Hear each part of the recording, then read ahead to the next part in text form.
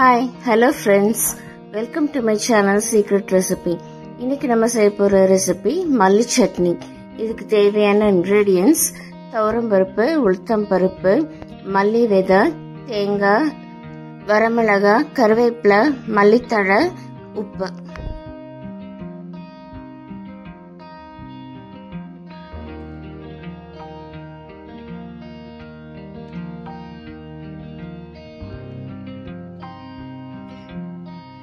மல்லி சட்னி நம்ம சூடான ரைஸ் கூட சர்வ் பண்ணும்போது இதோட டேஸ்ட் ரொம்ப நல்லா இருக்கும்.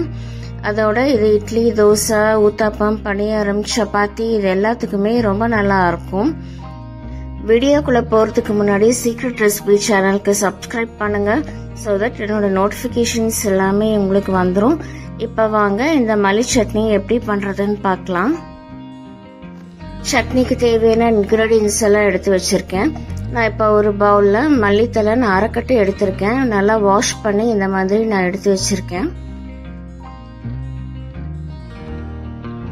அதோட ஒரு கப்ல உளுத்தம் பருப்பு எடுத்திருக்கேன். அதே ஈக்குவல் குவான்டிட்டியில நான் துவரம் பருப்பு எடுத்திருக்கேன். நீங்க கடலைப்பருப்பு கூட நீங்க சேர்த்துக்கலாம். ஒரு டேபிள் ஸ்பூன் மல்லி விதை எடுத்திருக்கேன். அதோட கொஞ்சமா நான் தேங்காய் எடுத்திருக்கேன். இது ஒரு ஆப்ஷனல் தான், நீங்க விருப்பப்பட்டா நீங்க தேங்காய் சேர்த்துக்கலாம். தேங்காய் கட் பண்ணி நான் ஸ்லைசஸா நான் எடுத்திருக்கேன். அதோட 5 வரமிளகாய் நான் எடுத்திருக்கேன். நீங்க பச்சை மிளகாய் கூட நீங்க சேர்த்துக்கலாம். ஃப்ரெஷ்ஷா ஒரு கொத்து கருவேப்பிலை நான் எடுத்து வச்சிருக்கேன். இதுதான் இதுக்கு தேவையான இன்கிரீடியன்ஸ். இப்ப இதை நம்ம ஃப்ரை பண்ணிக்கலாம். அடுப்புல ஒரு பேன் வச்சிருக்கேன். 2 டேபிள் ஸ்பூன் எண்ணெய் விட்டுருக்கேன். எண்ணெய் கொஞ்சம் சூடான உடனே நம்ம எடுத்து வச்சிருக்கிற பருப்பெல்லாம் இதுல நம்ம ஒன்னொன்னா சேர்த்துக்கலாம்.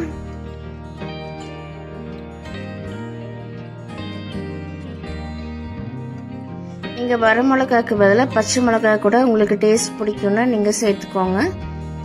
இப்போ நம்ம இன்கிரீடியன்ஸ் எல்லாமே சேர்த்தாச்சு. இது ஒரு 2 நிமிஷம் நல்லா ஃப்ரை பண்ணிக்கலாம். இது நல்லா கோல்டன் ப்ரௌன் ஆகுற வரைக்கும் நீங்க ஃப்ரை பண்ணிக்கோங்க. நீங்க ஃப்ரை பண்ணும்போது அடுப்பு நீங்க மீடியம் ஃப்ளேம்ல வச்சுக்கோங்க. ரொம்ப ஹை ஃப்ளேம்ல வச்சீங்கன்னா நமக்கு சீக்கிரமா இதெல்லாமே கரிஞ்சிரும். ஸோ நீங்க மீடியம் ஃப்ளேம்ல வச்சு நீங்க ஃப்ரை பண்ணிக்கோங்க. இப்ப பாருங்க, உங்களுக்கு பார்க்கும்போதே தெரியும் கலர் கொஞ்சம் மாறி இருக்கு பாருங்க. இப்ப இந்த ஸ்டேஜ்ல நாம எடுத்து வச்சிருக்கிற தேங்காவை இது கூட நம்ம சேர்த்துக்கலாம். சேர்த்துட்டு இதுவும் ஒரு நிமிஷம் நம்ம அந்த ஆயில்ல நம்ம வதக்கி விட்டுக்கலாம். நம்ம தேங்காய் ஆயில்ல இந்த மாதிரி வறுக்கும் போது இதோட டேஸ்ட் ரொம்ப நல்லா இருக்கும். நமக்கு இது நல்லா வறுப்படும் போதே நமக்கு இது வாசனை ரொம்ப நல்லா வரும்.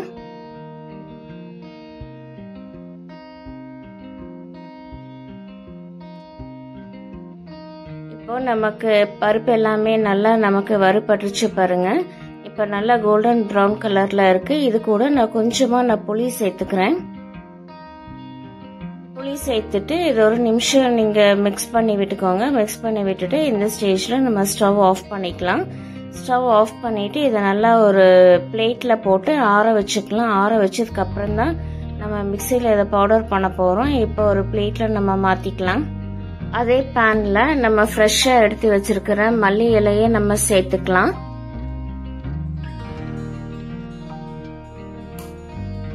சேர்த்துட்டு இது கூட நான் 1 ஸ்பூன் எண்ணெய் நான் விட்டுக்கிறேன். எண்ணெய் விட்டுட்டு இதை ஒரு நிமிஷம் நம்ம வதக்கினா போதும். மல்லி இலை நம்ம ரொம்ப நேரம் வதக்க தேவையில்லை. இது ஒரு நிமிஷம் நம்ம வதக்கி விட்டா போதும். இது ரொம்ப நேரம் வதக்கும் போது நமக்கு இதோட கலர் மாறிடும். நமக்கு அந்த கிரீன் கலர்ல சட்னி வராது. ஸோ ஒரு நிமிஷம் இருந்தா போதும்.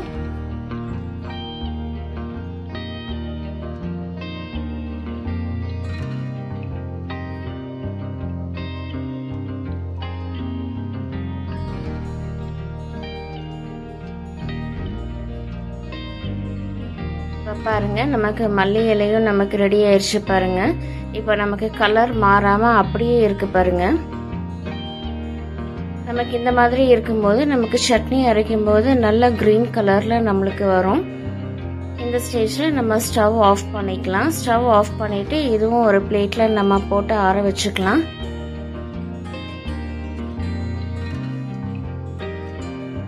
நம்ம ஏற்கனவே வறுத்து வச்சிருந்த பருப்பெல்லாம் நமக்கு நல்லா ஆறிடுச்சு பாருங்க. இப்போ இது கூட இந்த டிஷ்க்கு தேவையான உப்பு நான் சேர்த்துக்கிறேன். நான் கல்லுப்பு தான் நான் யூஸ் பண்ணுறேன்.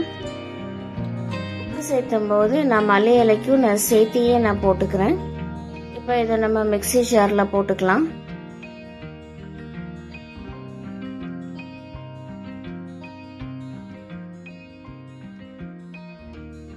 ஜாரில் போட்டாச்சு. இதை நம்ம பவுடர் பண்ணி எடுத்துட்டு வந்துடலாம்.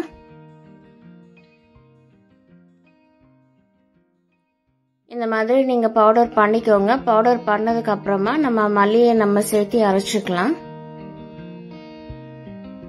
இது கூட நான் வதக்கி வச்சிருந்த மல்லி இலையை நான் சேர்த்துக்கிறேன்.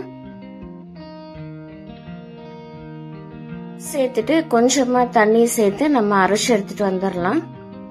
தண்ணி அதிகமாக சேர்த்தாதீங்க. அதிகமாக சேர்த்தும் போது நமக்கு வெளியே தெரிச்சிடும். கொஞ்சமாக நீங்கள் சேர்த்துக்கோங்க. இதை நம்ம அரைச்சி எடுத்துட்டு வந்துடலாம். இப்போ பாருங்க, நம்மளோட மல்லி சட்னி சூப்பராக ரெடி ஆயிடுச்சு. பாருங்க, நம்ம தண்ணி கொஞ்சமாக சேர்த்து அரைக்கும் போது நமக்கு இந்த மாதிரி கெட்டியா சட்னி கிடைக்கும். இப்போ இது ஒரு சர்விங் பவுலுக்கு நம்ம இப்போ மாற்றிக்கலாம்.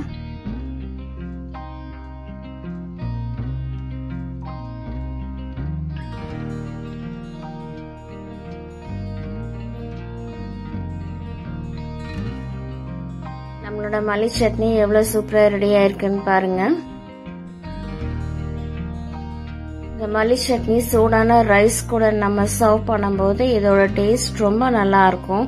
அதோட இது நம்ம இட்லி, தோசை, சப்பாத்தி, ஊத்தாப்பம், பணியாரம் இது எல்லாத்துக்குமே ரொம்ப நல்லா இருக்கும்.